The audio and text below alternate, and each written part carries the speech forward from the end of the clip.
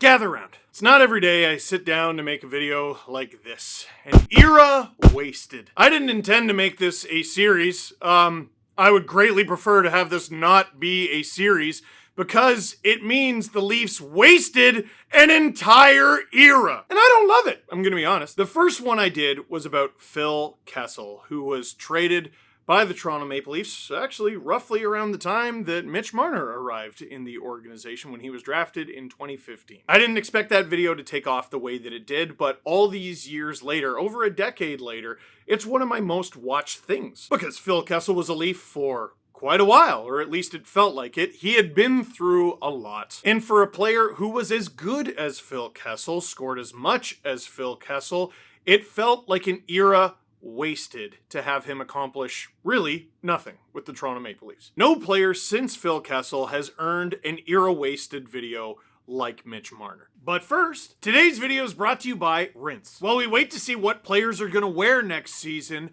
what are you wearing? And is it clean? Let me tell you about Rinse. Rinse is the ultimate convenience for busy lives, like yours. Rinse is all about making laundry and dry cleaning simpler, smarter, and more sustainable. Who does your laundry? Doesn't have to be you. Steve, don't talk to me about laundry. I hate doing laundry. Great! Let Rinse do it. Rinse will come and pick up your clothes, professionally clean them, and return them crisply folded. Dry cleaning, return hanging in a nice Rinse garment bag. Want to know more? I know you want to know more. It's available 7 days a week with same-day pickups. Oh, but what if you're not home? Between 8 p.m. and 10 p.m., you can opt into Rinse Drop. That enables pickups and deliveries without your presence. You're gonna want to download the Rinse app. Easily schedule pickups and deliveries and track your order. All right from your phone. It's convenient stuff. Expert cleaning from basics to delicate pieces. Cleaned by real, actual humans with great customer service and flexibility. It's also eco-friendly. Rinse partners with local cleaners who share their sustainability values. Every order is backed by their industry-leading guarantee. If you're not satisfied, Rinse will re-clean your clothes for free. From gentle detergents to reusable packaging, Rinse is committed to greener garment care. But Steve, do I get a special discount link? You bet you do. You can find that down below in the description. New customers get $25 off their first order with Rinse using my special link. You can find that with the QR code on the screen. How about you look at your to-do list and rinse laundry right off of it with Rinse. Download the Rinse app today. If you think this entire video is just going to be bashing Mitch Marner, that's not how this works. The Phil Kessel era wasn't wasted because Phil Kessel was bad. It was an era wasted because the Leafs had such a talent, another top 5 pick, even though they weren't the ones who made it. In fact, despite how good that player was, another right winger, a right-handed right winger, come to think of it, despite how good he was, the Leafs couldn't do anything with him. Mitch Marner in Toronto is an all-time fumble for the franchise. 741 career regular season points in 657 career games.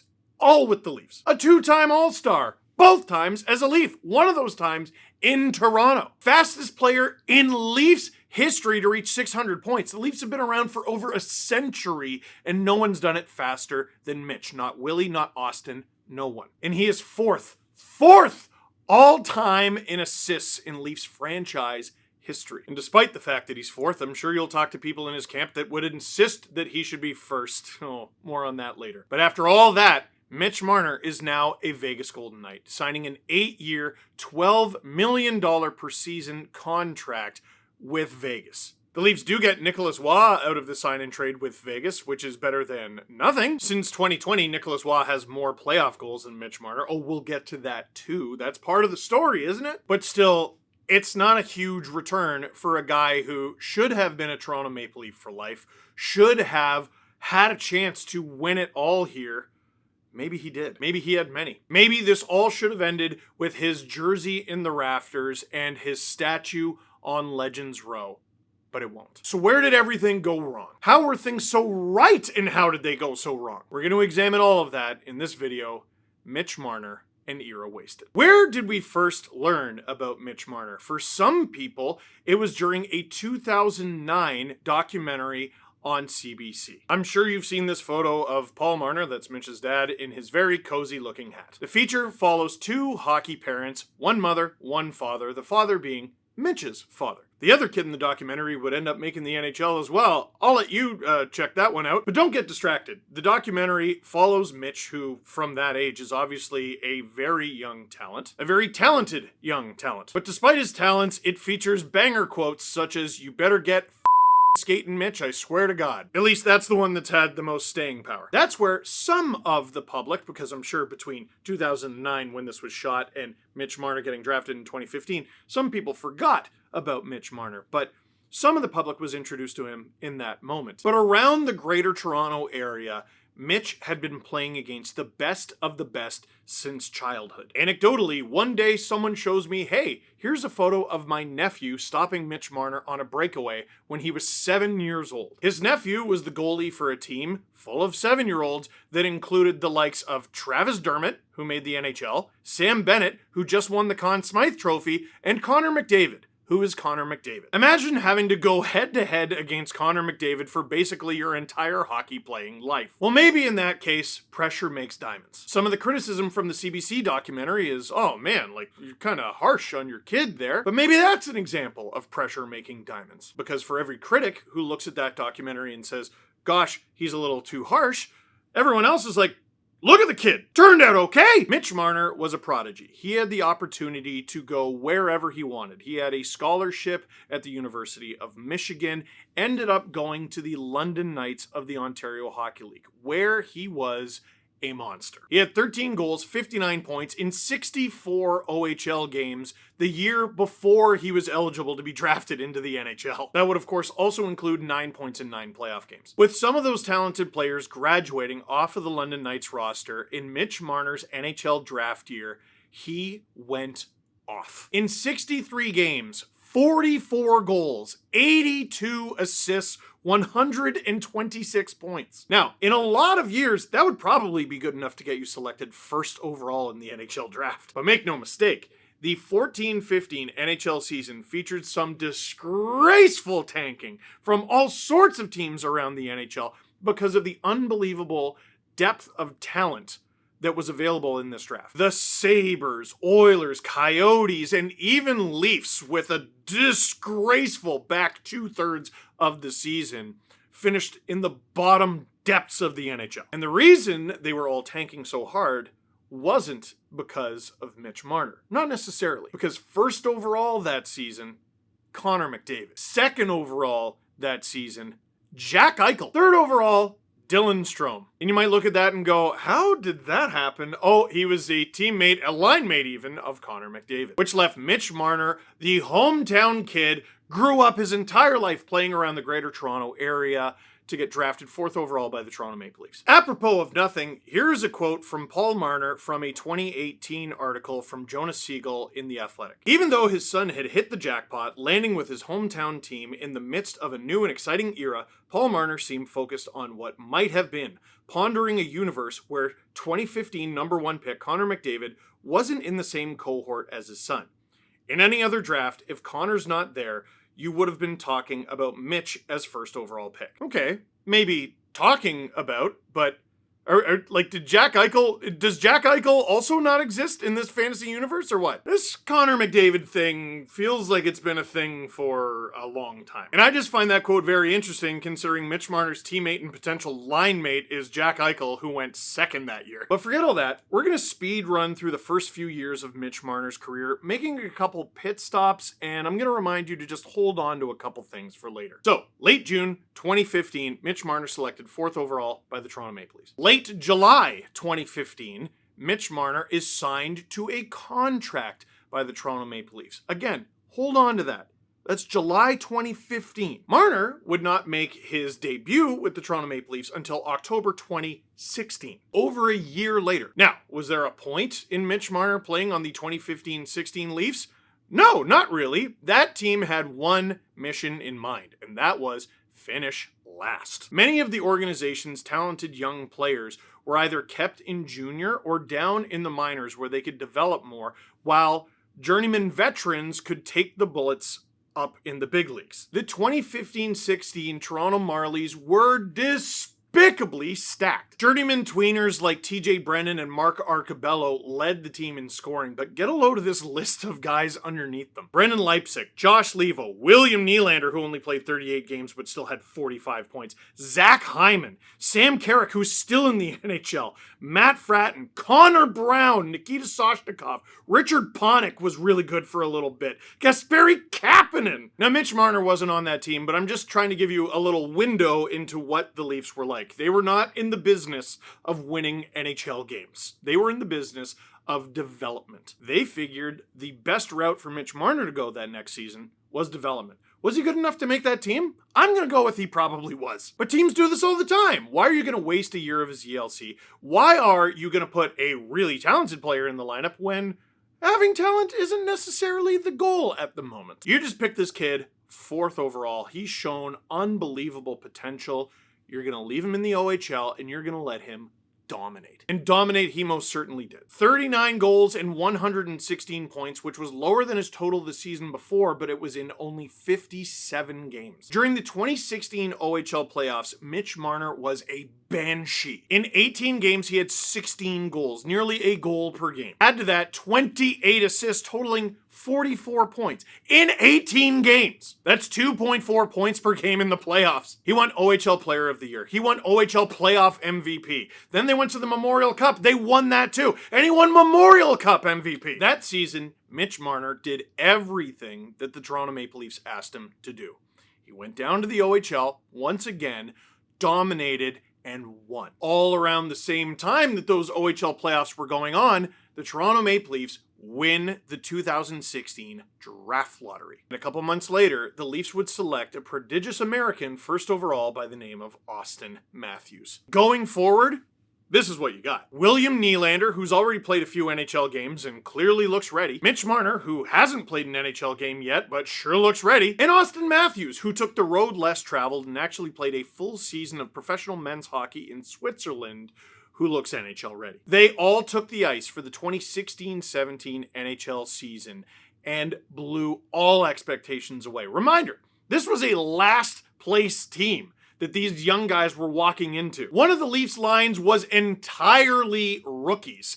William Nylander, Austin Matthews, Zach Hyman. Marner was in that lineup too. Connor Brown was in that lineup too. There were so many young players. During his home debut in Toronto, Mitch Marner scores his first career NHL goal against the Boston Bruins, no less. Hilariously, you might remember his mom missed it because she was in the bathroom and then got interviewed on TV about it. That game would, of course, be the first win of the season for the Toronto Maple Leafs after Austin Matthews scored 4 goals in his NHL debut in Ottawa in a loss. That team would hulk their way, kicking, screaming, scratching to a last-minute playoff spot. And Mitch Marner was a very big part of that. 19 goals, almost getting 20 in his rookie campaign. 42 assists, 61 points in 77 games. Then in the Stanley Cup playoffs, in 6 games, Marner, the rookie, had 4 points. Despite the loss in 6 games to the President's Trophy winning Washington Capitals, those young, scrappy Toronto Maple Leafs gave the Capitals everything they could handle. All 6 games were decided by 1 goal. 5 of those games went to overtime, totaling 6 overtimes combined. There was nothing but sunshine and rainbows and optimism for this team going forward, and it's so depressing to me that Marner's time in Toronto ended with boos and jerseys getting thrown onto the ice when I was at the game. I was at Game 6 when Toronto was eliminated by Washington. We cheered them off the ice after they got eliminated in overtime. Everyone was talking about the Leafs being future contenders, and why wouldn't you? All of these guys are like 19, 20, 21 years old. You were a graybeard if you were 25. And you went from last place to a playoff team that took the Capitals this hard, this fast? Why wouldn't you be optimistic about this team? There were a couple things going on behind the scenes, though, that we didn't know about. And you're going to have to save that as well. The next season, Mitch Marner, once again, fantastic. A full, healthy 82 games. 22 goals for his first 20-goal season. 47 assists, 69 points. Nice. The Leafs would play the Boston Bruins in 2018 in a series where the Leafs just straight up looked outmatched. But the Leafs would fight to force a Game 7 in TD Garden. They would even have a lead in the third period in TD Garden, and they would choke on it. But you know who was a big part of forcing that Game 7? Mitch Marner. 2 goals in those 7 games, but 7 assists. He had an assist per game. He had 9 points in that series. And someone who had 2 goals in that Game 7, but none of us remember it on account of the Leafs lost, Patrick Marleau, who had signed with the Leafs on a 3-year contract that season. Marleau would go on to become a big influence for Mitch. Here's where things start to change a bit. Since Marner made his NHL debut, his only coach had been Mike Babcock, and his only general manager had been Lou Lamoriello. Shortly before that offseason began, Lou Lamoriello is no longer the GM in Toronto. It is now Kyle Dubas. And Dubas tries to recruit the biggest free agent maybe ever at the time, John Tavares. Now you hear things all the time, and this video is going to be full of things that I had heard and been told and seen. But one of the things I was told by a source within the Leafs organization is Dubas made a video to help lure John Tavares to Toronto. And Mitch Marner was a big focal point in that video of John Tavares in Toronto. Well, John Tavares signs in Toronto, $11 million per season for 7 years, $77 million total. And who is on John Tavares' line for the vast majority of that season?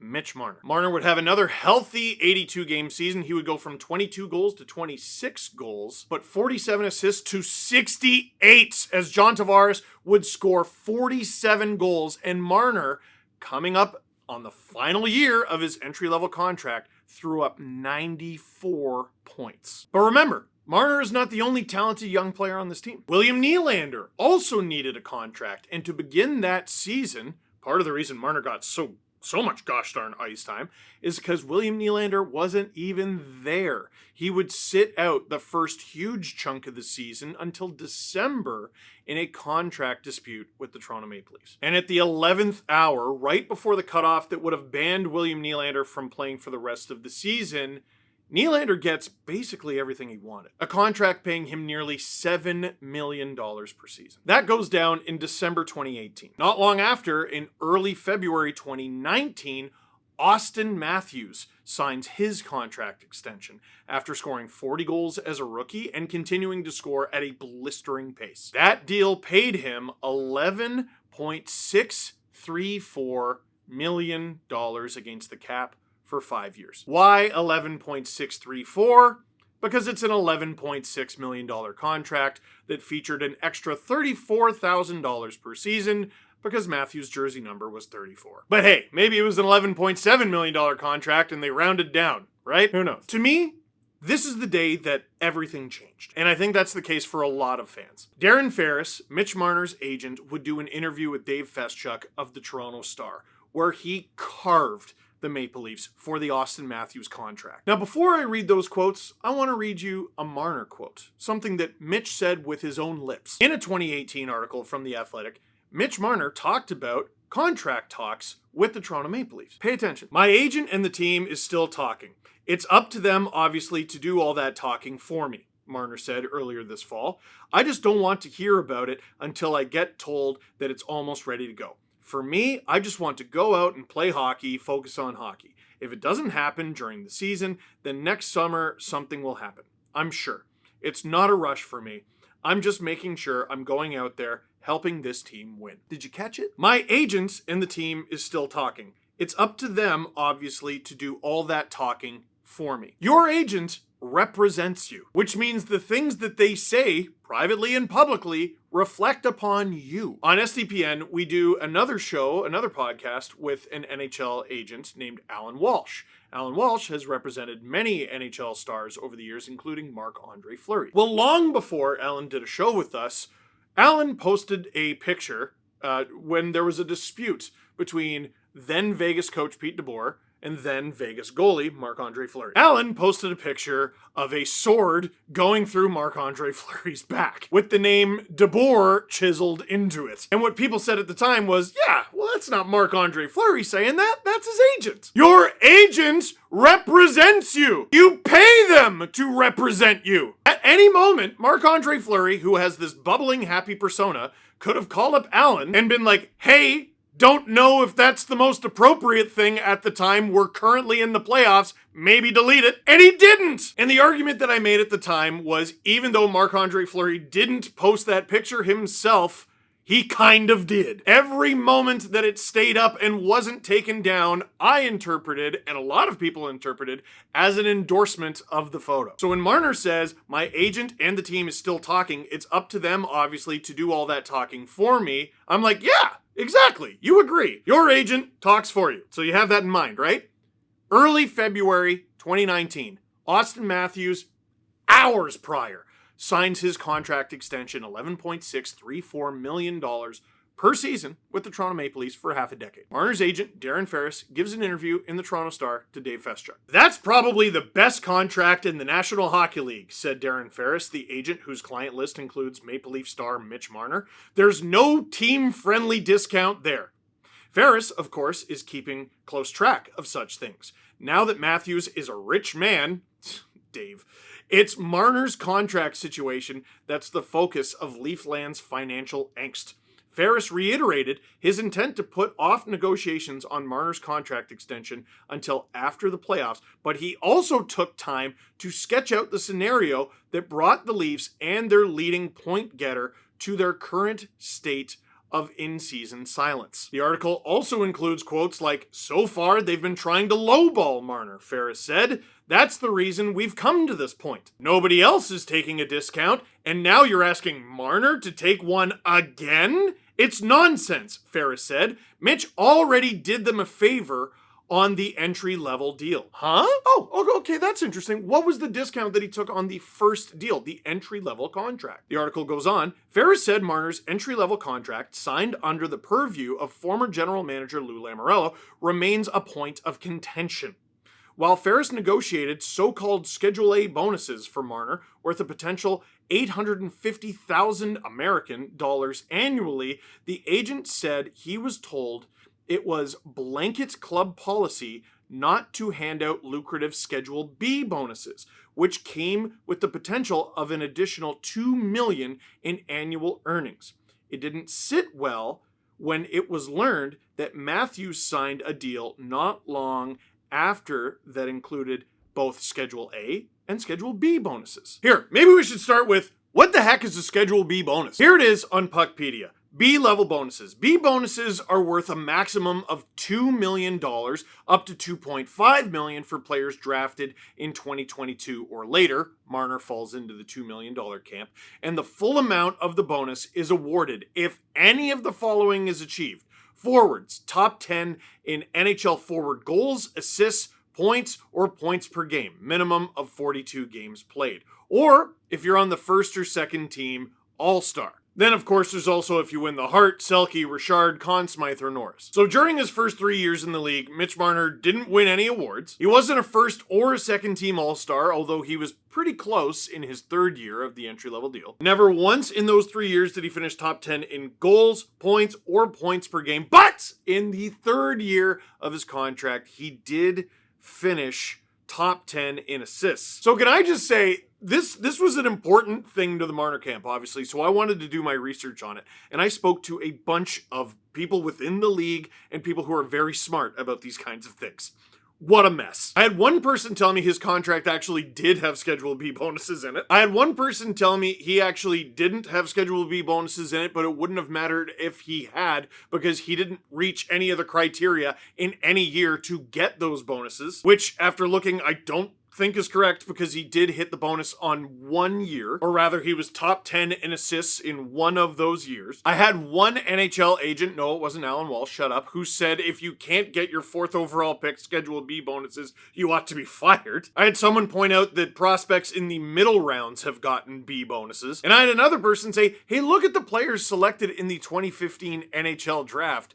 Only the top 3 picks got Schedule B bonuses. So that would be Connor McDavid, Jack Eichel, and Dylan Strome. That's a lot of information, and a lot of it is conflicting. Let's pick one scenario. Let's pick the scenario where Marner did finish top 10 in assists in year 3 of his ELC. That would qualify him for a Schedule B bonus that season. As far as I can tell, that would entitle him to $2 million. Now, number one, those Leafs did not have $2 million.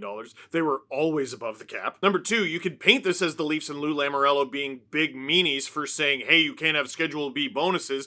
But the other way you could look at it is this is an agent trying to make up for a poorly done job. Now, I saw that at the time and thought that is such a ridiculous axe to grind. There's no way they're actually mad about it. They're simply using this as a negotiation ploy against a general manager who they think they can push around because they have reason to think they can push him around. Think about it. At the time, Dubas had just publicly lost a contract dispute with William Nylander, and something like 45 days later, 50, 60 days later, signed that Matthews deal that at the time was extraordinarily lucrative. I've seen stuff over the last few days that has like Matthews and Marner art that's like Matthews walking and there's a shadow next to him where Marner should be. And I just want you to remember that when Matthews signed his 5-year contract extension with the Toronto Maple Leafs, that is how Mitch Marner's representation treated him. Sure, his agent is like, wow, that's a great deal for Austin, but in saying that, he's looking at the Leafs and going, wow, what a bunch of dumbasses. The implication is very heavily, this is a great deal for the player and a terrible deal for the team. Ferris also said, this is great for all players. I think it's a great contract for the player, Ferris said. As long as they treat Mitch with the same respect, there shouldn't be an issue. And if this ain't it, Mitch will get what Mitch is due. But as far as the Maple Leafs, it's up to them how they value him. If it works out for them, it works out, Ferris said. We'll see at the end of the year what their position is and whether they're motivated to sign Mitch or not. It's totally up to them. Once again, Marner's own words from a year prior, it's his agent's job to do the talking for him. That's how I interpreted the comments at the time. That's how a lot of Leafs Nation interpreted the comments at the time. And it permanently changed my view and a lot of people's view of Mitch Marner. You got to remember, Mitch Marner's persona amongst Leaf fandom was that of a Care Bear. In his first 3 seasons with the Leafs, all he did was skate around and put up a ton of points and be smiley and happy on camera and throw pucks over the boards and do silly things with Matt Martin on the bench. We all loved this kid. And while we were feeling anxiety about, oh my goodness, is Matthews going to stay? And he signs this deal and we're relieved that it's a 5-year deal. And even though it's not 8, he's going to be a Leaf for the next half decade guaranteed. And yeah, it's a bit expensive, but whatever, he's still a Leaf. While we're dealing with all of that, this article drops while we're still processing the Matthews contract of Mitch and his agent and his camp going, yeah, but what about us? And a huge swath of Leafs Nation immediately said, yuck. Reminder that this kid was in his 3rd year in the league in the middle of a 94-point season. No one should have been saying yuck. Once again, the playoffs come. Marner scores 2 goals once again. Only the 2 assists, though, 4 points in a 7-game defeat at the hands of the Boston Bruins. Then a lot happens all at once. September 19th, 2019, after Marner missed a little bit, like a couple days of Leafs training camp, he signs his extension, signing a 6-year deal at $65.358 million. Well, that's a pretty specific amount. That would bring Marner's cap hit to $10,893,000. 93 representing his junior number, just like Austin. Draft year, hey, Connor, there's all this Connor, but what about Mitch? Matthews contract, hey, Matthews got his contract, what about my client? What about my guy? And he gets his jersey number in there, what about Mitch? That number was massive. But the thought at the time was, okay, there's some really big name restricted free agents out there, and they're gonna get paid. Marner signed a 6-year deal. I bet those other restricted free agents, Mikko Rantanen, chief among them, are going to get paid at least as much, if not more. A little over a week later, September 28th, 2019, Mikko Rantanen signs a contract extension with the Colorado Avalanche. 6 years, $55.5 million. a $9.25 million cap hit. Whoa! That's a lot of money, we all said. And what complicated matters even more is later that day, the day that Mitch Marner signed his contract extension, Austin Matthews' agent, Judd Moldaver, released an article talking about how awful the Mitch Marner contract was. Just kidding, that never happened. What kind of a goofball would do such a thing? Here's something I can't let go of. Mitch Marner and or the guys he's surrounded by never let go of anything. He signed his contract July 2015 and didn't like how it went. And he and or his camp held on to that bitterness for over a year before he even made his NHL debut. Then they held on to it for an additional 3 years while he played out that entry-level contract. Connor McDavid went first overall. Well, what if he didn't? I don't know, man. If I had wheels, I'd be a wagon. What are you talking about? Even talking about things like, well, during Mitch's rookie season, he got demoted to the fourth line a couple times. Oh, did he? Oh no, that's terrible. Here, wait, let me gather people to talk about this incident. Hey, a rookie in the National Hockey League got demoted to the fourth line a couple times. Can you think of a time where this has ever happened? No, I can't either. You're right. You should definitely hold on to this forever and never let go of it for the rest of your life. 100%. But then they finally get their big ticket deal with the big ticket junior jersey number in the contract. But here's the biggest problem.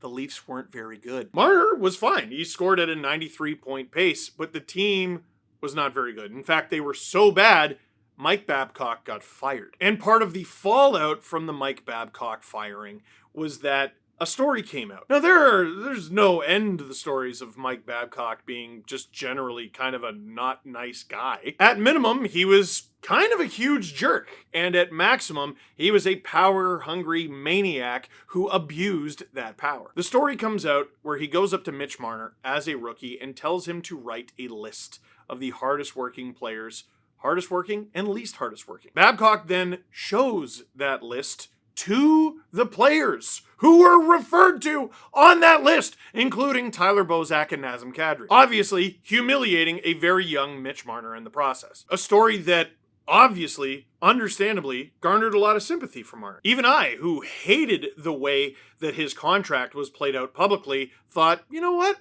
Yeah, maybe the Leafs should be paying him everything he's worth. And something else happened. When Sheldon Keefe took over as head coach of the Toronto Maple Leafs, they started winning. They had lots of wins, high-scoring wins, fun wins, including one that I will remember for the rest of my life. December 23rd, 2019, the Leafs win 8-6 over the Carolina Hurricanes in a massive comeback, capped off by a Mitch Marner goal 7 seconds after the Leafs tied it. It was a fun, ridiculous afternoon game, and it just happened to be the day of my wife and I's ultrasound, where we got to tell everybody that we were going to have a baby. Hard to forget a date like that, huh? That game will always be special to me, and Marner was the focal point of that game. Unfortunately, it wouldn't be the last time they played the Hurricanes that season. Now, the new coach shine would wear off of the team a little bit. They would go on to lose a regular season hockey game to a 42-year-old Zamboni driver who worked for them. But then disaster strikes. COVID. COVID shuts down the NHL season, and we enter a new reality. A reality where, glossing over a number of things, the salary cap in the NHL remains flat. The William Nylander and Austin Matthews and Mitch Marner contracts were all signed with one thing in mind. Okay, we're giving them a lot of money. It looks like we lost these negotiations, but the salary cap will continue to go up and up and up and up. And those contracts are going to look better and better and better and better. Because of COVID and the world stopping and economies crashing, the salary cap remained flat. And this is why keeping the core four together never made any sense to me. That's not true. It did make sense to me at the start, because I said, okay, these players are all going to get better and the salary cap is going to continue to go up. But you can't have one of those things happen and have it make sense. Both things are key to the plan. To their credit, William Nylander, Austin Matthews, Mitch Marner, all three of them got better. But the salary cap stayed flat. But how could you trade this guy or that guy or that guy? They're so good. It doesn't matter that they're so good. They make so much money, and it takes more than 3 or 4 people to make a hockey team. Yes, they're all getting better. That's wonderful. Salary cap is flat. This will not work. You have to move off of it. And the Leafs said, no, okay. Let's give it a chance, though. And we all went, okay, fine. The Leafs lose to Columbus in the 2020 bubble playoffs that were in Toronto, in the qualifying round. So Toronto was eliminated in the qualifying round, and the playoffs continued in Toronto for another couple months. That's fun. Mitch Marner had no goals in those playoffs, but it's 2020, mulligan, right? This is where everything really heats up. The 2020-2021 season was played in front of no fans. None. Not for the Toronto Maple Leafs, it wasn't. Not for Canadian teams, it wasn't. There was a whole new division created, the Canadian division. It was all 7 Canadian teams, and they would play each other 1 billion times each. It kind of sucked, and it wasn't great, but the Leafs excelled at it. It was a shortened 56-game season, and Marner played 55 of those games. He led the team in scoring with 67 points. There's that number again. 20 goals, 47 assists, and 55 games. My goodness. They win the division. They play Montreal in the playoffs. Yes, John Tavares got hurt and knocked out of the series in Game 1, and the Leafs lose Game 1, but they win Games 2, 3, and 4, carrying a 3-1 series lead into Game 5. Game 5, Leafs look awful. They come back. They force overtime. Choke on that immediately. We go to Game 6. All right. Game 6, they look terrible. And it's possible that no one looked worse than Mitch Marner, putting the puck over the glass for a delay of game penalty at a key moment in the game, looking like he's on the verge of tears in the penalty box. The Leafs do heroically end up tying that game and forcing overtime, and we know this because of an Amazon documentary that Sheldon Keefe looked at the Leafs' top line of Austin Matthews, Zach Hyman, and Mitch Marner, talk about not knowing what you got till it's gone, and said, you guys are getting dominated. Dominated! So you don't have to take my word for it. That's their head coach. Their second one, mind you. And despite having a strong overtime, the Habs win that game. Game 7, the whole team stunk. They blow it. They lose arguably their most humiliating series defeat in franchise history. And Mitch Marner, through 2 series and 12 games of playoff hockey since signing his $65+ million contract, has failed to register a single goal in the playoffs. I don't need to go through every individual playoff loss after that. I don't need to talk to you about 2022 and 2023 where they won a series, in 2024 and 2025. Marner's playoff stats stack up against pretty much anyone from this era. They ignore key context when it mattered most. This from producer Drew says it all. Seeing a lot of total points posts regarding Mitch Marner. If anyone needs a reminder as to why he and the Leafs are parting ways, the Leafs core in games 5, 6, and 7 from 2019 until 2025. Nylander, 20 games played, 8 goals, 8 assists. That's 16 points. Austin Matthews, 18 games played, 8 goals, 4 assists, 12 points. John Tavares, 17 games played, 5 goals, 5 assists, 10 points. Mitch Marner, 20 games played, 0 goals, 7 assists. That's 7 points. You could definitely make the argument that all 4 of those are disappointing. But we should all be able to agree that Marner's totals are by far the most disappointing. How is that even a controversy? Are you joking? He had the least, like kind of by a wide margin. He had no goals. That thing where you put the puck in the net. Listen, I know Toronto has a lot of pressure when it comes to being a hockey market. It's not unique in that regard. There are lots of places where it's tough to play. There's a lot of pressure. But there were 2 fatal flaws that I've talked about in this video. You're a happy-go-lucky Care Bear. You're what? Likeable. The fans like you. There are several things that go into them liking you, but before the Leafs had ever won a playoff series with Mitch Marner in a Leafs uniform, he was beloved. Until Darren Ferris, his agent, swooped in and stripped a big old chunk of likability right off of him. Now, there are lots of unlikable players who people will tolerate if they win. And I'm not accusing Mitch Marner of being unlikable. I am simply stating the fact he and his team didn't win. I often see people go, well, why does William Nylander or Austin Matthews get the same criticism? They do get criticized. It's not hard to find people who will say, Geez, Nylander took that shift off. Geez, I didn't like him in games 5 or 7. Austin Matthews, the same thing. But when the going gets the toughest out of every member of the core 4, Marner and his legacy in those games is 4th best. So we go back to 741 points, 657 games. 2-time All-Star, fastest player in franchise history to 600 assists. All of those things are overshadowed by 20 games played, 7 assists, 0 goals. It is also heavily worth mentioning during this process that Marner could have been traded and they just didn't do it. Remember how I talked about 2 things needing to happen at the same time?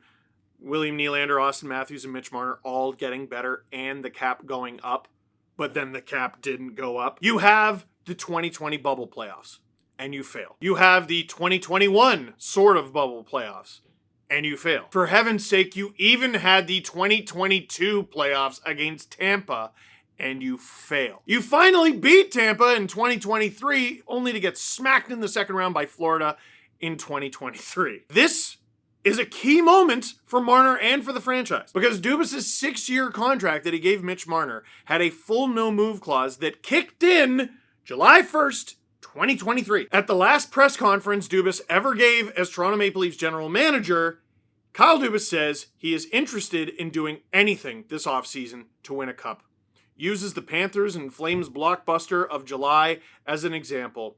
I wouldn't take anything off the table at all. Most of us interpreted that as, oh, he's going to trade Mitch. If he doesn't trade Mitch, he's going to trade Willie. He's going to trade one of them. What happens?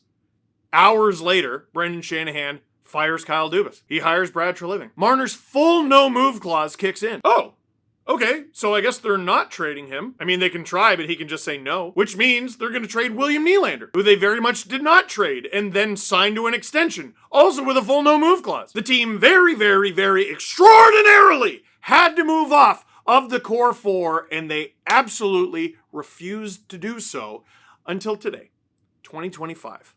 When the decision was taken out of their hands. And it kind of doesn't help that even though Mitch has continued to put up great regular season results, it appears that his mind has been wandering for some time. And the Leafs, in their infinite wisdom, opened him up to that by saying, hey, what if we traded you to, Vegas? And Mitch can play at the Four Nation Face-Off and talk to guys like Mark Stone and Aiden Hill and Shea Theodore about, hey, what's it like playing in Vegas? And then he can go to guys like Max Pacioretty and Ryan Reeves, who have played in Vegas, and said, well, what do you know about the Vegas suburbs? And then he walks to Vegas, and the only thing the Leafs get in return is Nicolas Roy, and that might have only happened because the Leafs, allegedly, could have threatened Vegas with a tampering charge. Here's what I would say now that he's in Vegas. I hope he's surrounded by the right people. I genuinely do. What I've said for many years now, when people ask me about it, people ask me about stuff all the time. You know, they find out what my job is. They ask about hockey. Very often, Leaf fans will ask about Mitch. For years, I've always told them the same thing. I've never heard anyone say a bad thing about Mitch Marner. I've never heard anyone say a good thing about his camp. The sheer amount of times I've been told stories completely unprompted is astounding. People would always tell me stories. It was never about Mitch. It was always about Mitch-adjacent people. There was this problem at a bar, and there was this problem at a car dealership, and there was this weird story from a birthday party in Bowmanville. I didn't ask anyone to tell me any of these things. Oh, I got this DM. I got that DM. I got that DM. I haven't been too shy about alluding to people in Marner's camp being kind of jerks to me. And I don't want to make this about me, but I want to give you an example of how his camp is hurting him. I had a run-in with a Marner adjacent person, not Mitch, just a person around Mitch. And I knew it would probably get back to him.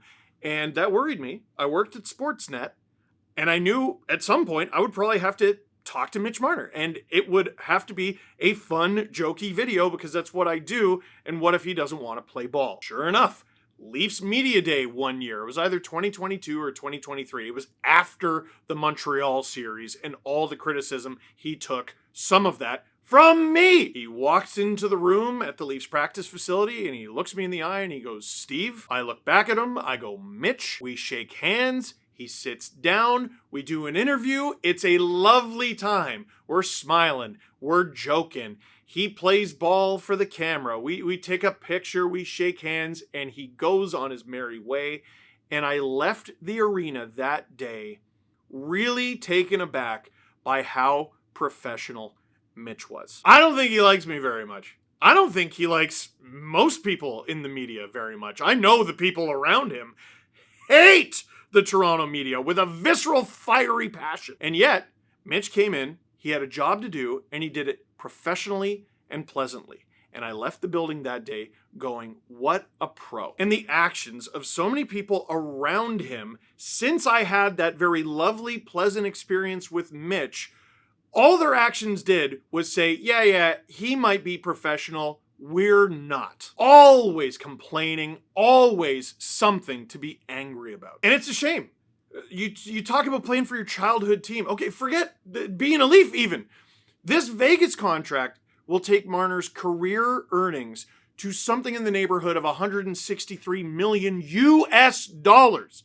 That's well over 200 million Canadian dollars. And I couldn't help but look at that $12 million 8-year deal and go, ooh, I hope Vegas minded their P's and Q's during that negotiation. I hope they were very upfront and respectful the entire time to the 11th degree. Because if they weren't, if they grinded Mitch on a single dollar, the precedence from his camp is that they will hold on to that resentment for the entirety of this 8-year contract. Listen, Mitch got a lot of criticism here.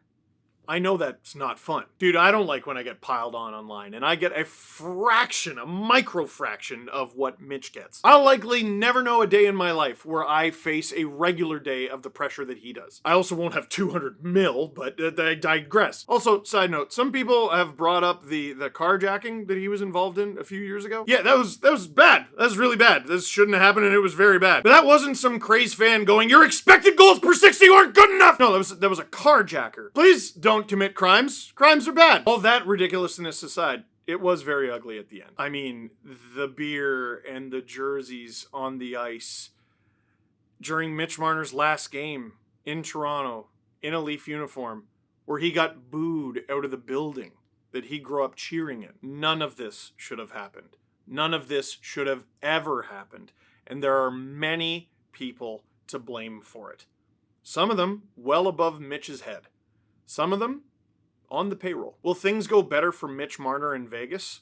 Honestly, from a Leaf fan, it'd be kind of hard for them not to. Mitch could have been one of the best, if not the best Leafs in the history of the franchise. Mitch and the talented players he was surrounded by should have been able to take the Leafs into an unprecedented era of success. It ended in an era of unprecedented failure of coaches, GMs, and even a president being let go. And that is why, at the end of it all, the Mitch Marner era in Toronto, despite its bright spots, is an era wasted. If you want a silver lining, it's an era that's over. I'm not saying that as a shot at Mitch. I'm saying that because it's a new era beginning. It's a new era for him. How exciting. It's a new era for the Toronto Maple Leafs and their fans. How exciting. What's next for Mitch? What's next for the Leafs?